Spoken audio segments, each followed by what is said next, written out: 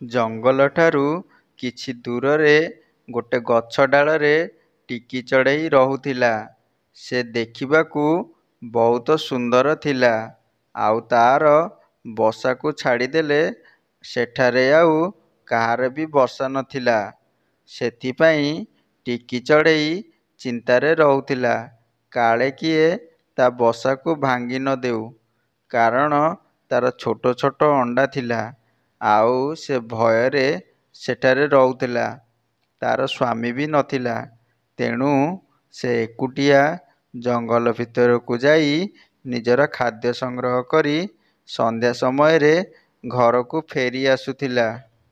ଟିକି ଚଢ଼େଇର ବସାଠାରୁ କିଛି ଦୂରରେ ଏକ ବିରାଟ ବଡ଼ ସାପ ରହୁଥିଲା। ସେ ଦେଖିବାକୁ ଭୟଙ୍କର ଓ ଭୋକିଲା ଥିଲା। ଆରେ, ମୁଁ ଖାଦ୍ୟ ନ ଖାଇ ବହୁତ ଦୁର୍ବଳ ହେଇଗଲାଣି। କେତେ ଦିନ ହେଲାଣି ମୁଁ ଚଢ଼େଇମାନଙ୍କ ଅଣ୍ଡା ଖାଇନି। ସେଥିପାଇଁ ମୋ ଦେହ ଦୁର୍ବଳ ହୋଇଗଲାଣି। ଯାଉଛି ଚଢ଼େଇ ଅଣ୍ଡା ଖୋଜିବି। ସାପଟି ଯାଉଥିବା ସମୟରେ, ଆରେ, ଏ ଗଛଟା ବହୁତ ସୁନ୍ଦର ଦେଖାଯାଉଛି। ଯାଉଛି ଏ ଗଛ ଉପରକୁ ଚଢ଼ି ଦେଖେ, କାଳେ ଅଣ୍ଡା କିଛି ମିଳିଯିବ। ସେତିକିବେଳେ ସେ ଦେଖିଲା ଗଛ ଡାଳରେ ଟିକି ଚଢ଼େଇ ତା ବସା ପାଖରେ ବସିଛି।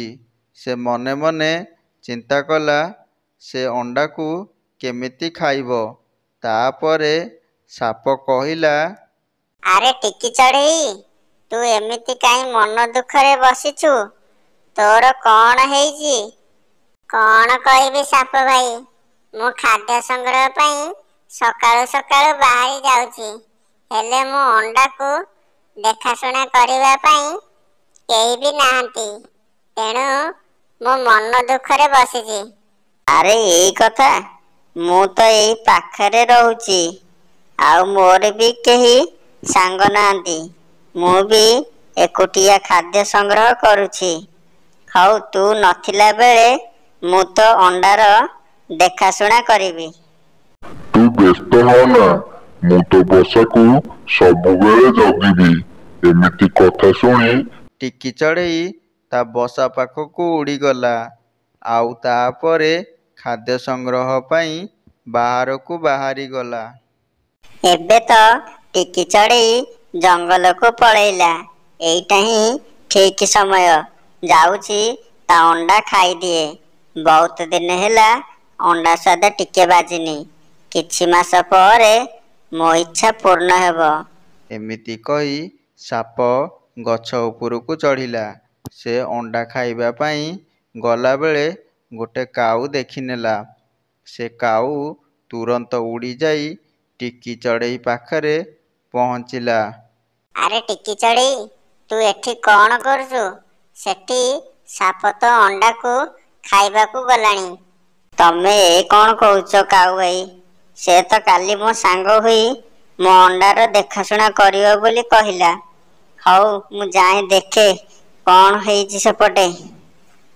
ଟିକି ଚଢ଼େଇ ଶୀଘ୍ର ସେ ବସା ପାଖକୁ ଗଲା। ଆରେ ଏ ଦୁଷ୍ଟ ସାପ, ତୁ ଏ କ'ଣ କଲୁ?